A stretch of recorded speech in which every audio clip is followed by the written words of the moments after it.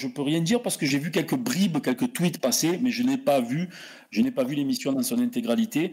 Donc je vous laisse un peu la parole. Hichem, toi, est-ce que tu l'as écouté, est-ce que tu as entendu? Écoute, j'ai écouté très rapidement. Ce qui est intéressant dans ce qu'il dit, ben déjà la première chose, c'est qu'il ne revient pas en arrière, c'est-à-dire qu'il confirme tout ce qu'il a dit, ok, sur ses tweets, et bien évidemment en direct à la télé. Ce qu'il y a d'intéressant aussi, c'est qu'il dit très clairement que il n'a aucune info qui dit que ça a été stoppé ou que la vente a échoué ou quelque chose comme ça.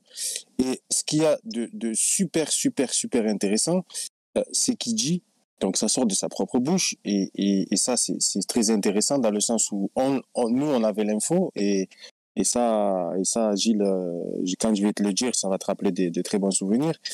Il dit que l'après-midi même où il fait le reportage donc devant la commanderie, il annonce la vente prochainement de l'Olympique de Marseille. Il dit qu'il a eu l'aval donc de ses supérieurs. Il dit que le soir même, il y a une émission de prévue. Et quand on lui demande pourquoi l'émission n'a pas eu lieu, il dit très très clairement qu'il a reçu, que la chaîne a reçu des appels de l'OM et de l'Élysée en disant il ne faut pas parler il ne faut pas parler de ça.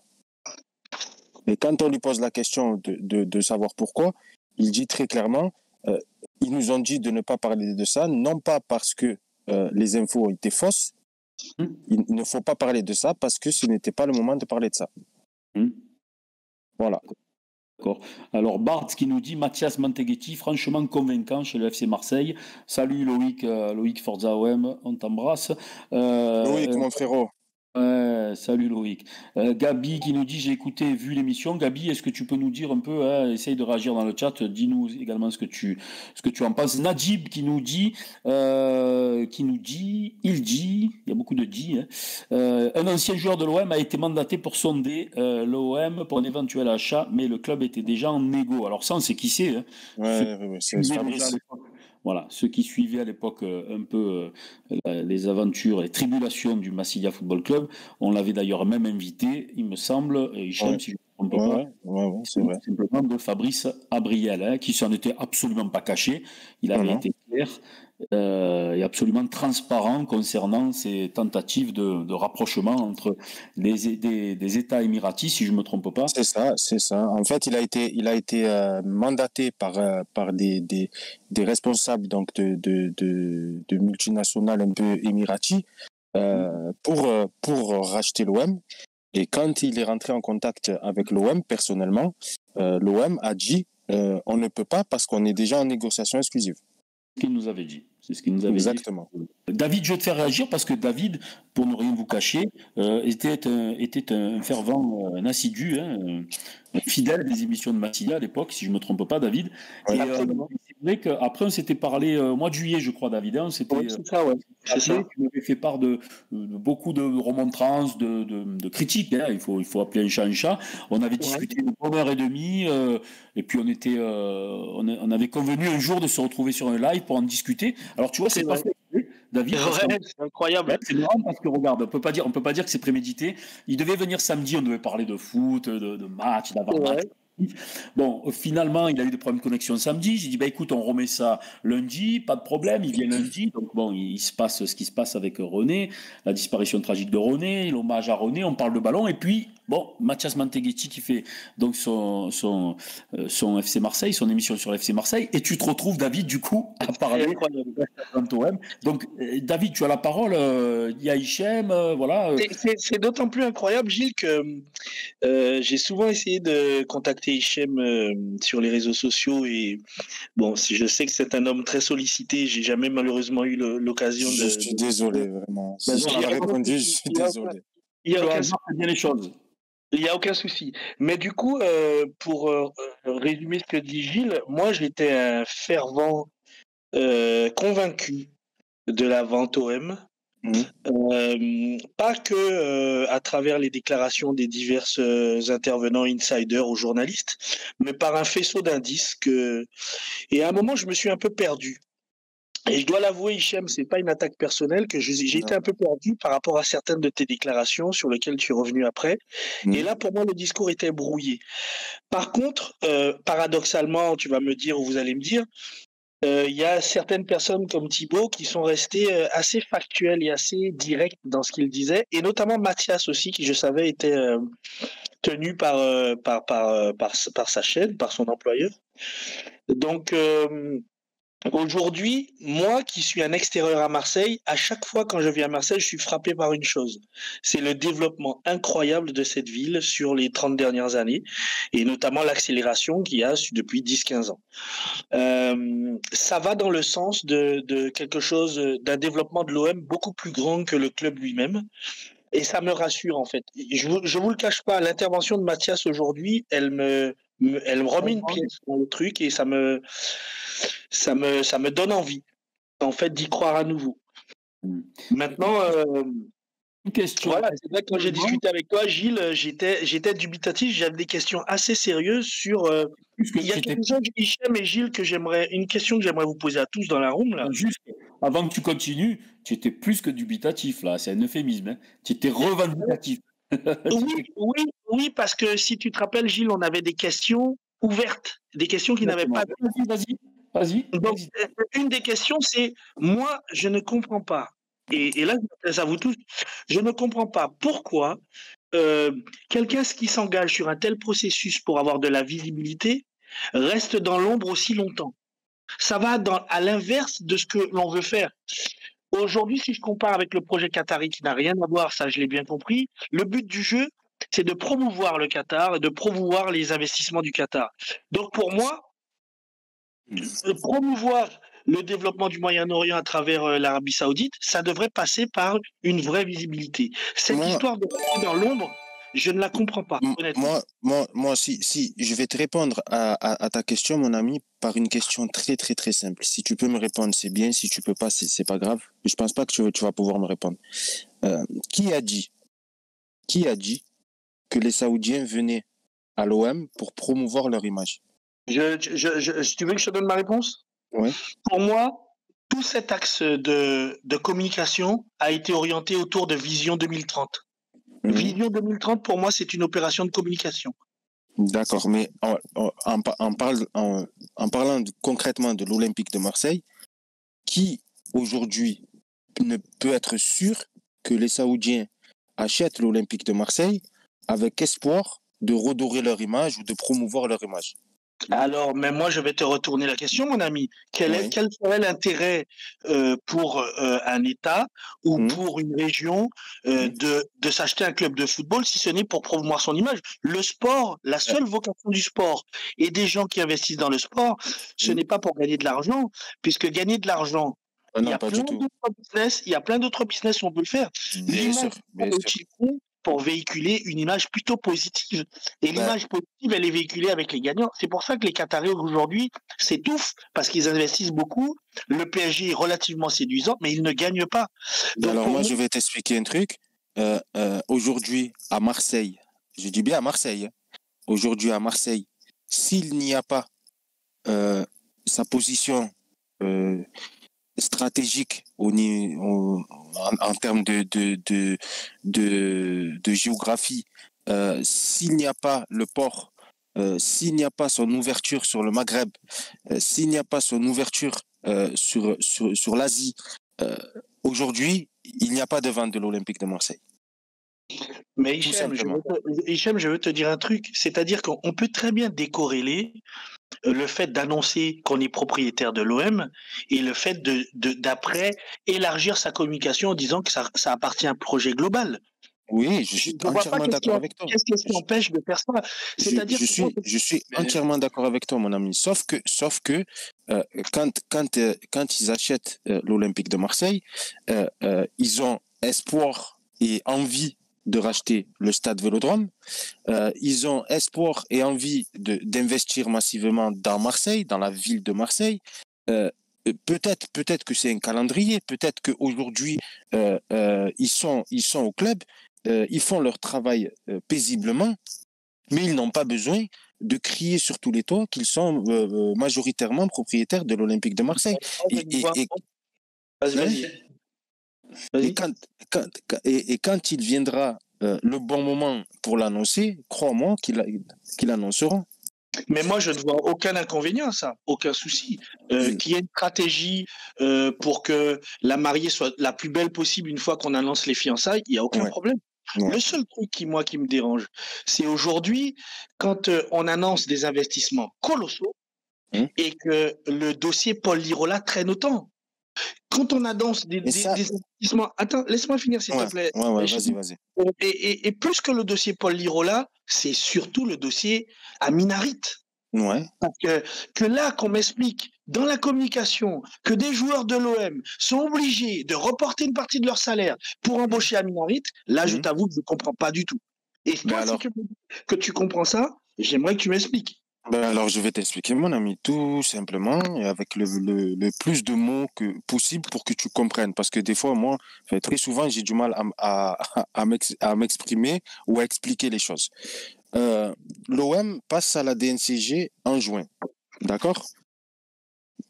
Jusqu'à là, tu es d'accord? Et je suis dubitatif puisque, mais là, je connais pas les textes de loi et peut-être que tu peux m'éclairer. J'ai cru entendre qu'il y a une obligation légale en passant devant la DNCG que l'information soit publique. Non, pas du tout, pas en France. Donc là, tu vois, il y a des experts où, selon tes informations et selon d'autres affaires, moi, je ne suis pas expert. Donc, je veux t'écouter aujourd'hui, je vais te croire sur parole en disant que c'est pas une obligation. Non, attention. Moi, je demande pas qu'on me croit ou pas. Moi, je vais te donner mon explication. Si tu trouves que mon explication tient la route, tant mieux, ça t'aurait éclairé sur certains points. Si malheureusement tu trouves que ça tient pas la route, ben tu as entièrement le droit, tu vois. Il n'y a aucun souci. C'est pas la manière dont je vois les choses. Aujourd'hui, nous sommes des amateurs plus ou moins éclairés du débat. Donc on échange. Bien sûr. De savoir est-ce que tu me crois, est-ce que tu me crois pas. Voilà, c'est ça que je voulais te dire. Mes remarques pour faire avancer le débat. Mais la question, c'est pas de mettre quelqu'un en porte-à-faux ou de critiquer. Non, pas du tout. Alors moi, je vais t'expliquer, mon ami. Je suis un amateur et un amoureux de l'Olympique de Marseille. Et comme toi et comme nous tous ici, on aimerait avoir une équipe la plus compétitive possible. Ça c'est sûr, certain. Donc, surtout, excusez-moi, juste un mot, pas une seule année, de temps en temps, de manière régulière. Bien sûr. Donc l'OM a son passage en DNCG au mois de juin. L'OM présente à la DNCG donc un budget prévisionnel de 250 millions d'euros. OK? Ouais. La DNCG demande des éléments complémentaires par rapport à ce budget-là. OK? Sans donner de précision. Ils annoncent, donc la DNCG publie, qu'ils sont en attente d'éléments supplémentaires de la part de l'Olympique de Marseille. OK? D'accord. Ces éléments-là, moi, j'ai eu l'info. Apparemment, l'OM a présenté un sponsor. Donc, c'est grâce à ce sponsor que le budget a nettement augmenté. Et la DNCG a demandé des éléments supplémentaires par rapport justement à ce sponsor-là. Donc, en novembre, ils doivent se revoir. OK? L'OM doit présenter donc ces éléments-là que la DNCG demande. OK. Il se passe le mercato. Donc, ouverture du mercato. Le premier jour, tu fais 3 recrues. Ça s'enchaîne. Au final, tu fais 9 recrues. OK? Il reste 2 jours. Il reste 2 jours de mercato. À un moment donné, qu'est-ce qu'ils ont fait, la DNCG? L'OM a fait Aminarit. Donc, ils ont envoyé le contrat d'Aminarit à la Ligue. Ouais. La Ligue n'a pas pu homologuer le contrat parce que la DNCG a dit stop.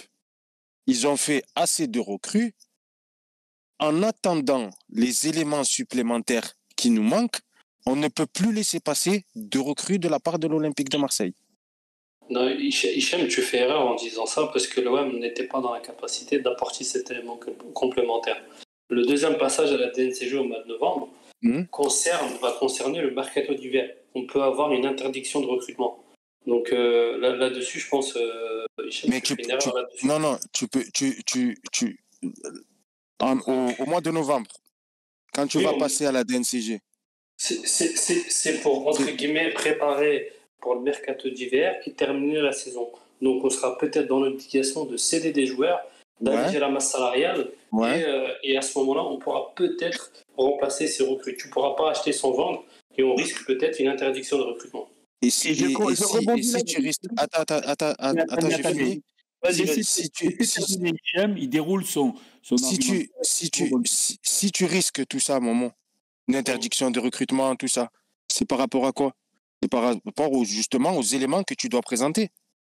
C'est parce que l'OM a eu un encadrement de masse salariale, parce que la DNCG juge que le projet que Macourte présente n'est plus solvable aux yeux des avocats de la DNCG qui surveillent de très près les choses de l'OM.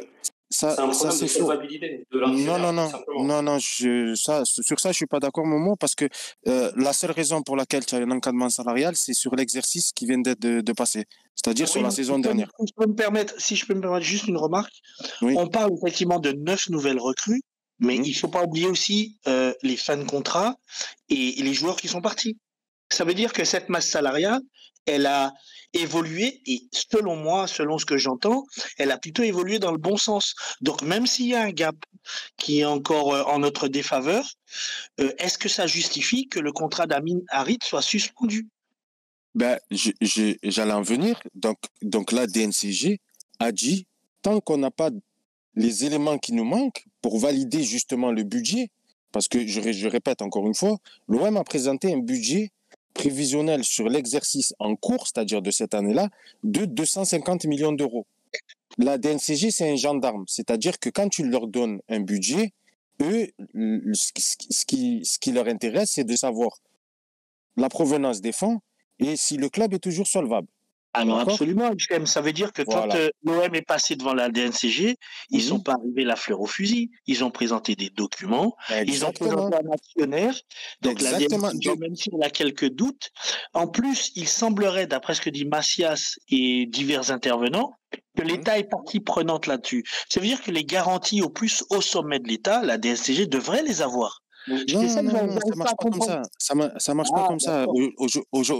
Aujourd'hui, tu peux pas aller à la DNCG et dire vous inquiétez pas, je vais faire 12 recrues, mais vous inquiétez pas, on est couvert par l'État. Il y a ce qui se passe officiellement, il y a ce qui se passe officieusement. Oui, je suis d'accord avec toi aussi. Il se passe des choses comme on l'espère tous et comme on l'annonce à un niveau supérieur, la DNCG ne va pas bloquer le contrat d'Amin Harit pour quelques centaines de milliers d'euros. Aujourd'hui, parce que justement, aujourd'hui, tu sors d'un exercice comptable qui est catastrophique, d'accord? Il faut le souligner.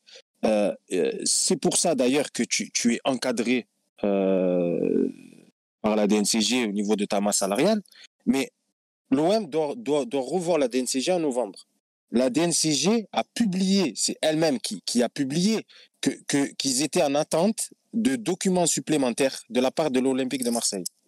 En novembre, l'Olympique de Marseille va présenter ces documents-là. À ce moment-là, tout devrait bien se passer.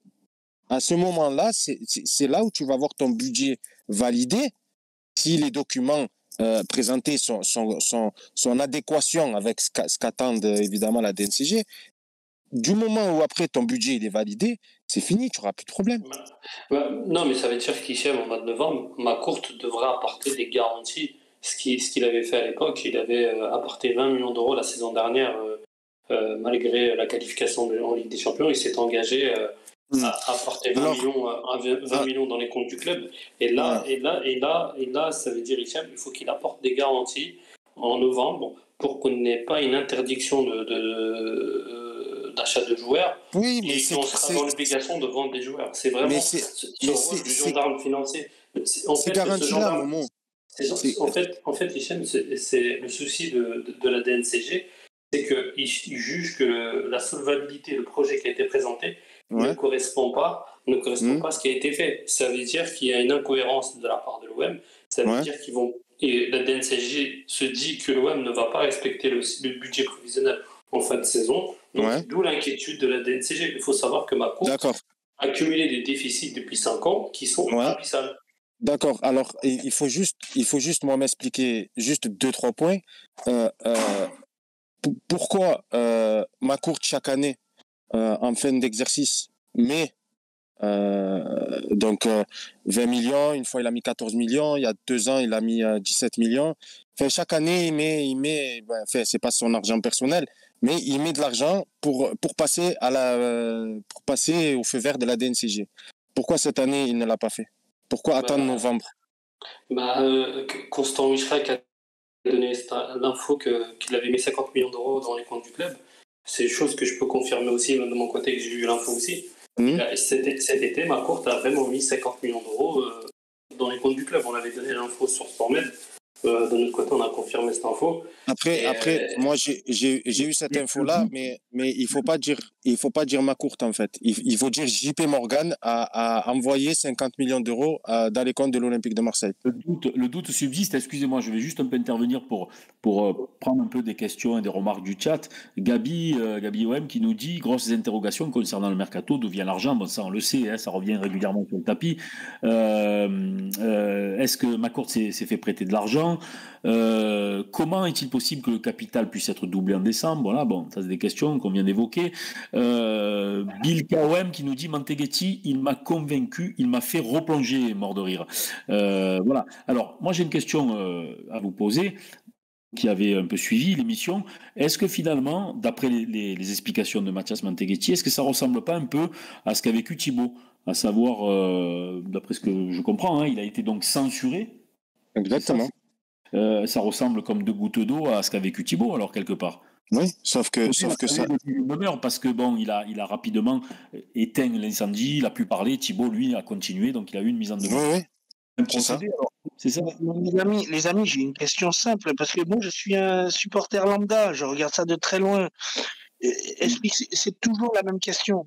À qui profite le crime? Quel est l'intérêt de bloquer cette information-là? Expliquez-moi. Alors au départ, la seule explication logique, c'était on ne veut pas faire flamber les prix. Le mercato est passé. Quel est l'intérêt, expliquez-moi, à bloquer cette information depuis près d'un an? Encore une fois, je te réponds par une question. Qui a dit que c'était pour pas flamber les prix? Hichem, on l'a dit sur plusieurs réseaux, entre débatteurs, oui, je suis d'accord avec toi, mais aujourd'hui, à l'heure actuelle, si demain, Thibaut dit des conneries, c'est-à-dire que si demain, ce qu'il dit Thibaut, c'est faux, d'accord? Il a le premier appel à l'ordre, il continue donc à faire ses vidéos YouTube, tout ça. Et Jacques-Henri Hérault appelle le patron de l'équipe en lui disant il faut que tu me le fasses taire à tout prix, sinon voilà, il faut le faire sauter. Si vraiment le mec il dit des conneries, pourquoi faire ça? Si vraiment... Mais moi, je pars pas du principe que Thibaut dit des bêtises. Je t'explique. Que l'information peut soit avoir évolué, soit les gens peuvent s'être trompés. Maintenant, quand je regarde le faisceau d'indices, je me dis que il y a peu de chances que Thibaut insiste autant, que Mathias insiste autant, que toi, avec tes infos, tu nous apportes des éléments qui font que on a envie d'y croire. Maintenant, il y a des questions auxquelles il faut répondre concrètement.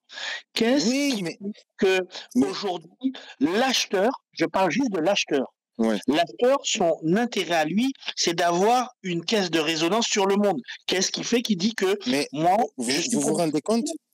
Elle est très légitime. C'est légitime la question. Ta question, évidemment. Sauf que tu as vu ta question-là, mon ami. Moi, tous les matins, quand je me lève, j'ai espoir que l'officialisation intervient. Ça veut dire que moi, aujourd'hui, je suis ni à la table de l'Olympique de Marseille, ni à la table des Saoudiens. Je ne sais pas ce qui se passe. Je ne sais pas pourquoi ils se disent. Ça peut se traduire par 4 mots. Je ne sais pas. Voilà, tout simplement. Parce que après, on demande, Ce n'est pas une attaque, attention, hein, parce que tu n'es pas le premier à te poser cette question-là. Moi-même, je me la pose, mais il y a beaucoup de monde qui se la pose aussi. Mais il ne faut pas dire qu'on doit, nous, vous ramener des réponses-là à une question comme ça. Moi, je ne peux pas te dire demain. J'ai parlé avec des Saoudiens, ils nous ont dit, attention, justement, tu vois. Attention, moi, je parle jamais. Alors, Gilles, on en a discuté en off, donc il me connaît maintenant, mais je parle jamais des gens en termes d'individus. Je suis toujours sur le débat, en fait. Donc, je ne remets pas en cause ce que tu dis, ni ce qui tu es, ni quoi que ce soit. Non, je doute pas de ça, mon ami. Même qui que ce soit. Moi, je suis juste. Il faut bien se mettre à la place, qui que nous soyons, à la place du mec qui est au Prado, à côté de la plage, et qui aime et qui se dit. Ouais, à mon club, le PSG a acheté Messi. Nous, est-ce qu'on pourra faire pareil un jour? Et on se met à rêver. Et on écoute. Voilà, c'est tout. Et après, on écoute les choses positives. Et des fois, comme on n'est pas que idiot, on se pose aussi des questions. On se dit, mais c'est légitime. C'est tout à fait légitime. Juste avant, excuse-moi, juste 2 secondes, je fais un peu participer le chat. Jérém qui nous dit peut-être que, pour répondre un peu aux questions de David, peut-être que cela comporte d'autres deals politiques, d'où la venue de Macron, et Gabi qui confirme, lui, qui dit même pas peut-être, hein, qui l'affirme, parce qu'il n'y a pas que l'OM dans le deal, tout simplement. Mais les garçons, cet argument-là, moi j'ai du mal à l'entendre parce que... Attends, laisse finir David, Momo, après tu prends la parole. Fini, David. Oui, j'ai du mal à entendre cet argument-là parce qu'on dit ça ne concerne pas que l'OM. Mais d'accord, des deals colossaux qui concernent plusieurs industries, plusieurs investissements, il y en a. Maintenant, moi, l'OM, c'est une petite partie, mais qui représente... Quand vous voulez vendre un produit, qu'est-ce que vous faites? Vous lancez une campagne de pub et vous faites des pubs sur toutes les chaînes de télé qui durent 30 secondes. Mais vous ne dites pas réellement ce qu'il y a dans le produit. Vous lancez juste une campagne de pub pour vous faire connaître. L'OM, c'est la tête de gondole de la campagne de pub de ce projet colossal. Pourquoi attend-on pour le mettre en avant? C'est ça que je ne comprends pas. Mais déjà, excuse-moi Gilles, excuse-moi Gilles, déjà, je sais pas aussi d'où ça sort que l'OM, c'est la tête de gondole de ce projet-là. L'OM, dans le projet des Saoudiens, je crois, c'est le plus petit projet qu'ils ont en ce qui concerne la France. Donc, pourquoi alors, Hichem, je rebondis sur ce que tu dis. Pourquoi alors mettre une telle omerta autour de ça, puisque c'est une parce que justement, à côté, il y a des projets qui sont beaucoup plus colossaux, pardon, et que peut-être que ces projets-là ne sont pas arrivés à un accord définitif ou total, et que en attendant ça, si alors, tu es d'accord avec moi? À ce moment-là, mettons le montant sur le reste des projets. Disons aux gens qui sont au courant, vous avez le droit de parler de l'OM, mais par contre, tout le reste, vous n'avez pas le droit de parler. Je peux apporter des éléments. Je vais apporter quelques éléments là-dessus concernant ce fameux. Moi, honnêtement, je l'ai dit à travers des tweets que je n'y croyais plus à l'avenir de l'Arabie Saoudite à l'OM, du rachat du club. Et c'est un sujet pour moi qui est clos par rapport à diverses informations que j'ai pu entendre à droite à gauche. Mais il faut se dire que l'Arabie Saoudite a pour but de rentrer dans le sport et notamment dans le football. Ils ont 2 intérêts à l'heure actuelle. Les intérêts qu'ils ont, c'est la ligue fermée, la fameuse ligue fermée qu'ils souhaitent organiser en lien avec les trois gros clubs qui sont derrière ce projet. Et l'autre projet, c'est d'organiser une Coupe du Monde avec l'Italie. Il y a ce projet-là qui prend de plus en plus une ampleur importante. Il y a eu une rencontre à plusieurs reprises entre Infantino et MBS pour une organisation d'une Coupe du Monde tous les 2 ans. Et l'Arabie Saoudite est derrière ce gros projet. Donc ils essayent de convaincre toutes les fédérations internationales pour lier ce projet-là. Et des rumeurs circulent du côté d'Arabie Saoudite qu'une organisation de Coupe du Monde avec l'Italie, c'est un dossier qui est en train de se faire. Et ils ont un regard très attentionné du côté de la Serie A et notamment d'un des clubs milanais. Et c'est une rumeur qui a été confirmée par plusieurs médias locaux du côté saoudien et certaines personnes placé du côté de l'Arabie Saoudite que s'il devait reprendre un club en Europe, ce serait du côté de l'Italie. Écoute, on prend note, hein. On prend note et on verra. On nous dit dans le chat, Greg nous dit, il faut arrêter avec tout ça. J'ai vu passer un autre message, ouais, ça fait 8 mois. Bon, on en parle ce soir parce que une pièce a été remise dans la machine. On va pas non plus fuir le débat. On n'en fait pas une obsession. Sportmed, vous le savez, hein, régulièrement, 90% de nos émissions sont axées sur d'autres sujets, voire parfois d'autres sports. Ce soir, Mathias Manteghetti, une des personnes qui avait annoncé la vente, on le rappelle, au mois de février, est enfin sorti de son silence. Il a été invité par le FC Marseille. Il a participé à l'émission. Ce qui est quand même assez troublant, vous en conviendrez tous, c'est que Mathias ne connaît pas Thibaut, Mathias ne connaît pas Hichem, ne connaît pas Basten, etc. Et qui, peu ou prou, on a une fois de plus le même témoignage, la même trame, hein, dans le scénario. Force est de constater qu'il y a un témoignage qui sort de son silence, un témoin qui sort de son silence. Il n'a pas l'air fou, lui non plus, quand même. C'est assez solide. Ouais, ça veut dire que quand même, on n'a pas tous eu la même hallucination en même temps. Voilà. Moi, je veux juste chaque fois revenir sur cette période-là où on nous a parfois taxé d'avoir tout inventé. Bien sûr. Ces personnes-là admettent quand même que non, on n'a pas pu tout inventer. C'est pas possible. C'est sûr. Croient ou pas aux sources, aux bien fondés, des informations, tout ça, moi je le comprends tout à fait. Mais qu'on était jusque dans la perversité de se pencher un jour, un beau jour, se téléphoner, se dire allez, on va prendre une feuille, un papier, un crayon et on va écrire un scénario sur une éventuelle, une hypothétique ou une numérique Vantoem. Il faudrait être complètement. Mais... Excuse-moi, Gilles. Excuse-moi, mais tu vois, tu as des personnes comme David là qui posent des très très bonnes questions et qui tu vois qui cherchent à comprendre, tu vois, et si j'avais les réponses, mon ami, je te les aurais dit, mais vraiment de bon cœur, parce que c'est un plaisir de débattre avec une personne comme toi, tu vois. Mais les sceptiques les plus sévères, on va dire, il faut qu'ils se mettent en tête que ça voudrait dire qu'un jour, moi je me suis levé un matin, j'ai appelé Gilles, j'ai dit Gilles, allez, on va faire une blague à tout le monde, on va dire que l'OM il est vendu. Ça voudrait dire que Thibaut Vizirian à Paris, il s'est levé un matin, il est parti jouer au foot avec des gens qui ont des postes de très très très bien placés au sein du gouvernement français, et ces gens-là, ils ont dit allez, on va faire une blague à Thibaut, on va lui dire que l'OM il est vendu. Ça voudrait dire encore une fois que l'ancien joueur de l'OM, il s'est levé un matin, il a dit j'appelle Mathias et je vais lui faire une blague, je vais le faire descendre à Marseille pour rien, et je vais lui dire que le club il est vendu, et comme ça le soir Canal+ va prévoir une émission spéciale Vente OM, et encore une fois Mathias ça sort, et ça pour moi c'est le point le plus important.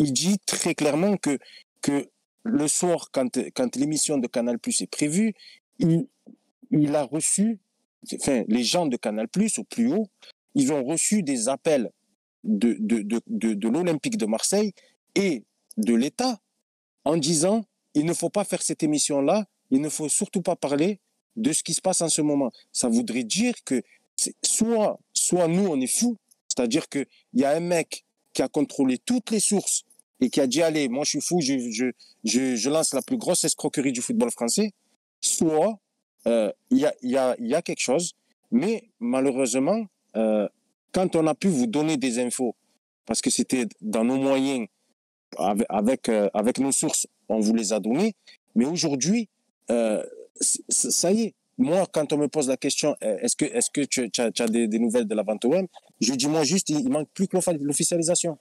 Tu vois, il manque juste ça en fait. Mais Hichem, je te rejoins à 100% là-dessus, et je vais même te dire, je me suis souvent accroché avec des gens sur les réseaux sociaux parce qu'ils me disaient, vous croyez tous ces mythos, tu connais tout ce discours-là qui tourne de ça là, et moi je leur disais, mais non, c'est pas je crois ou je crois pas, je regarde ce qui se passe. Et effectivement, un des éléments qui m'a fait vraiment croire en la Vente OM, c'est l'intervention de Mathias, parce que je me suis dit qu'un média aussi solide que Infosport Plus via Canal+, n'allait pas se permettre de sortir une telle information et de prévoir, parce qu'on l'oublie souvent, mais Info Sport Plus avait prévu une émission spéciale le soir pour parler de ça. Donc, bien sûr que ça Thibaut, il va pas mettre en doute toute sa carrière parce qu'il sait très bien qu'il sera totalement décrédibilisé si tout ce qu'il dit. Donc, il peut y avoir des erreurs. Et puis toi, bien sûr que sans te brosser dans le sens du poil, on sent une vraie sincérité derrière dans certaines choses. Après, tu dois admettre aussi qu'il y a beaucoup de gens qui ont profité de cette situation pour se greffer et sortir des d'accord. Je suis entièrement d'accord avec toi. Le supporter lambda, qu'est-ce qu'il fait? Il voit arriver les dates à tort ou à raison, ou les échéances. On ne va pas parler de date, mais d'échéances. Ouais. Et puis après, il y a ce que j'ai évoqué tout à l'heure, sans revenir dessus éternellement, sur les dernières fins de contrat, là, l'Irola, RIT, etc. On se dit, mais je ne comprends pas trop, qu'est-ce qui se passe? Et quand on demande une explication, et je remercie SportMed et Gilles de me donner l'occasion de parler, peut-être pour la voix descendant, comme dirait Malcolm X, qui ne peuvent pas parler, de poser ces questions-là. C'est-à-dire que nous, on se dit juste, merde, on comprend pas. Alors heureusement, Hichem, aujourd'hui, Sampaoli et l'équipe performent et sont séduisants. Exactement. Mais si l'équipe était au fond du gouffre, les supporters là, on serait totalement désabusés. David, oui, allez. Mais est-ce que tu peux aussi intégrer le fait que Hichem, parfois, également, et peut-être, et sans doute, peut-être Thibaut et Mathias se disent aussi, je ne comprends pas. Ah ben oui. Que toi, non seulement je peux l'intégrer, mais écoutez, moi qui suis c'est dommage qu'il ne soit pas là parce que j'aime pas parler des absents, mais qui suis un fervent contradicteur de Mathieu, Grégoire, est-ce qu'on peut intégrer aussi que ces gens-là sont de bonne foi et se disent, avec les informations qu'on a, on ne comprend pas? Parce qu'il y a beaucoup de gens qui sont anti-vente, ou pas anti-vente, mais qui sont très sceptiques sur les informations données sur la vente et qui se font détruire sur les réseaux sociaux. Bien sûr. Mais moi, je te le confirme, mon ami, le premier. Mathieu Grégoire, il a le droit également de se dire je comprends pas, j'y crois pas, etc. Là où parfois ça dépasse un peu les limites, c'est quand ça devient répétitif, personnel et constamment méprisant, voire insultant. Voilà, mais mon ami Gilles, ça arrive aussi aux gens qui défendent une information contradictoire. Tu sais, Hichem, et toi aussi, Gilles, vous avez une petite notoriété sur les réseaux sociaux. Et si on a le malheur de contredire vos dires, on se fait défoncer. Hein. Non, mais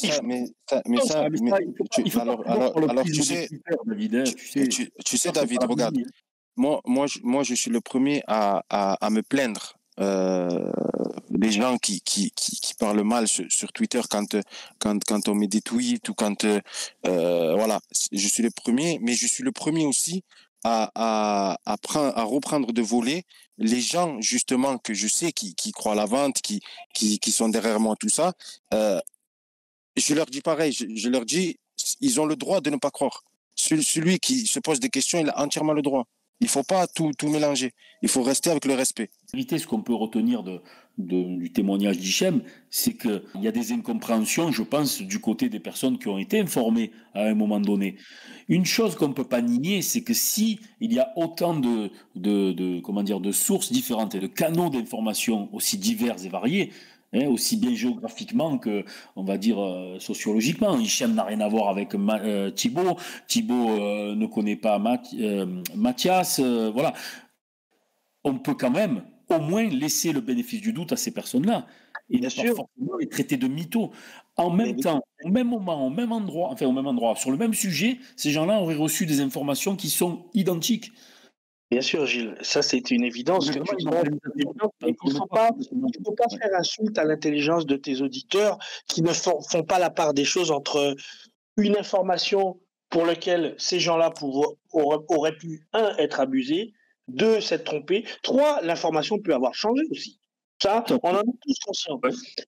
Maintenant, nous, on est juste, et c'est toujours, je reviens toujours à la même chose, on est juste des supporters de base. C'est-à-dire qu'on nous dit ça, on pose des questions et on regarde ce qu'on nous répond. Si on nous répond rien, on dit bon, il a peut-être pas l'info. Si on nous répond par des choses vindicatives, là, on se sent un peu plus agressé. L'histoire, c'est ça. À l'arrivée, que l'OM soit vendu ou pas vendu, on est tous d'accord. C'est pas le nœud du débat. Ce qu'on veut, c'est un OM compétitif. Je suis plutôt très positif et comme je te dis, comme tu l'as souligné, j'étais plutôt un fervent adepte de la vente, en fait. Je disais que les planètes sont alignées, ça marche, etc. Et à un moment, quand j'ai voulu poser des questions, eh ben, c'était drop au 22, renvoi au milieu du terrain. Et j'ai Mais il dit, faut admettre une chose, David. Il faut admettre une chose. D'ailleurs, apparemment, encore une fois, je l'ai pas vu s'exprimer, mais d'après ce que j'entends, il faut admettre une chose, c'est que à un moment donné, même Mathias, il va jusqu'en février, mars, avril, et puis il perd la trace. D'accord? Il n'a plus d'infos. on l'a dit ça. On l'a dit, Gilles. Mais après, ça veut dire que si tu fais cette analyse-là, il faut faire le parallèle. Il faut se dire que comment se fait-il que les médias internationaux, qui eux ne sont pas soumis à cette omerta, n'en font pas leur chou gras? Parce que l'Arabie Saoudite qui investira en France pour concurrencer le Qatar, ça devrait faire la une de tous les journaux, au moins européens. Je suis d'accord. Là-dessus, je suis d'accord. Et c'est un grand mystère et ça fait partie des arguments recevables et qui amènent de l'eau au moulin de l'incompréhension parce que de toute façon, cette histoire, elle est complètement surréaliste. Du début à la fin. Évidemment, ce que tu dis, c'est parfaitement logique. Mais en même temps, je peux t'opposer à ça, encore une fois, toujours pareil, hein, les mêmes arguments. Comment 4, 5 personnes apparemment saines d'esprit peuvent en même temps sortir ce que certains considèrent comme des bobards, comme des mythos. Moi, je te réponds, Gilles. Ça s'appelle. Moi, c'est pour ça que je pense que c'est de la bonne foi. Je pense que Thibaut, Macias, Hichem, toi, les infos, vous les avez données de bonne foi. Après, est-ce qu'elles sont vérifiées? Est-ce qu'elles ne sont pas vérifiées? Pour l'instant, le temps parle pour les sceptiques, malheureusement. Oui, je suis d'accord avec toi. Et de toute façon, au plus le sablier s'égrène, au plus le scepticisme et le doute s'installent. Mais ce soir, apparemment, l'intervention de Mathias Manteghetti remet une pièce dans la machine. Allez, je vais faire un peu intervenir Boris. On n'a pas plus entendu Boris. Attends, la seule fois où j'ai voulu parler, le micro il était éteint, j'avais oublié de le rallumer. Boris, j'ai trop pris la parole. Non, mais c'était intéressant, David, parce que de toute façon, tu étais l'interlocuteur idéal pour débattre avec Hichem. Et le sujet s'étant invité ce soir par la force des choses, on n'allait pas le fuir. Allez, on va un peu conclure, quasiment conclure. On va laisser un peu la parole à Boris. Avec un peu de recul de l'extérieur, qu'est-ce que tout ça t'inspire, Boris? Non, j'allais justement poser la question à Hichem. Est-ce que lui, à un moment donné, se dit pas il y a eu quelque chose et peut-être qu'il y a plus, tout simplement? C'est ça ma question. Moi, personnellement, ouais, j'ai mis ça de côté et puis on est tellement gâté par le sportif et que ça fait tellement longtemps que c'est ça qui prime pour moi et que franchement, je sais pas quoi penser et au plus ça avance. Et au plus, comme vous l'avez dit, le scepticisme gagne du terrain. Donc voilà. Est-ce qu'on peut dire, David, que le temps sera finalement le juge de paix? C'est-à-dire que est-ce qu'on peut se dire que si la fin de saison, il ne s'est toujours rien passé, il faudra creuser du côté des sources, hein, malheureusement, Gilles, j'ai envie de te dire que je termine. David, s'il te plaît. Laisse-moi terminer. Après, je passe la parole. Est-ce qu'à ce moment-là, il sera temps de se pencher du côté des sources et d'aller démasquer, on va dire, la supercherie? Mais est-ce que tu peux accorder encore un peu de crédit à cette hypothèse qui veut que le deal étant tellement compliqué et englobant tellement de choses, il se peut que ça traîne en longueur et que ce soit retardé? Est-ce que pour toi, c'est une hypothèse envisageable? À 200%. À 200%. Et même, je vais te dire plus, Gilles, je ne me positionne pas en disant qu'un tel est un mytho ou ceci, cela. Je me dis juste que soit le deal aura changé, soit les informations auront été biaisées, mais encore une fois, je fais confiance à notre intelligence à tous, et il y a des faisceaux d'indices qui montrent que tout ça n'a pas pu être inventé. Encore une fois, moi je dis, j'étais à Marseille ce week-end, Je vois au niveau du port des changements. Je vois au niveau de la direction du port de Marseille des changements. Donc ça, on ne peut pas le nier. Quoi qu'il arrive. Et encore une fois, c'est pas une preuve de la vente du club. Alors, à contrario, si tu veux, je vais te dire, moi, je regarde ce qui se passe au niveau européen, au niveau du football européen. On est le club qui doit être dans le top 3 ou le top 4 des clubs qui ont le plus recruté cette année, dans une année post-Covid. Ça interpelle. Alors qu'on était censé avoir 0 moyen. Ouais, David, je te rassure, c'est pas mal de prêts avec option d'achat. Oui, mais les options d'achat. Momo, tu as raison. Mais une option d'achat sur Paul Lopez à 15 ou 20 millions d'euros, s'il fait 20 matchs, c'est pas rien. Les options d'achat, il va falloir les honorer à un moment ou à un autre, quoi. L'option d'achat sur Paul Lirola, elle sera levée. Je veux dire, il y a des choses quand même qui sont concrètes, je veux dire. Et quand tu vois la difficulté que même le PSG a eu pour recruter cette année, à cause d'autres événements, ça interroge. Je dis pas que j'ai la vérité, je dis juste que ça interroge. C'est le moins qu'on puisse se dire quand même. S'interroger, c'est quand même. Alors je vois passer beaucoup de remarques dans le chat, évidemment, beaucoup de gens qui n'y croient pas. Moi, j'y crois pas, il y a rien, etc., etc. Bon, ok, il y a pas de souci. Après, encore une fois, on n'est pas là, on va pas se justifier jusqu'à la nuit des temps. Voilà, Mathias Manteghetti est quand même, encore une fois de plus, c'est la preuve qu'il s'est bien passé des choses. Alors, est-ce que, comme le prétend ou le suggère peut-être David, tout le monde a été un peu manipulé? Est-ce qu'il y a eu un grand ordonnateur, le grand stratégaire de la manipulation du hashtag VantoM? Je sais pas, on verra. Attention, Gilles, ne me fais pas dire ce que j'ai pas dit. Je joue la contradiction, je pose des questions, mais moi, dans mon fort intérieur, il n'y a pas rien.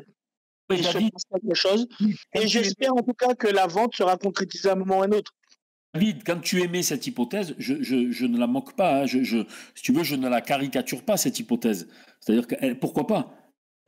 Pourquoi pas? Mais à ce moment-là, il faudra comprendre pourquoi, quand même. À un moment donné, il faudra comprendre pourquoi des gens qui n'avaient absolument rien à voir entre eux, quasiment au même moment, à la minute près, au jour près, ont eu les mêmes infos et se sont dévoilés comme ça publiquement.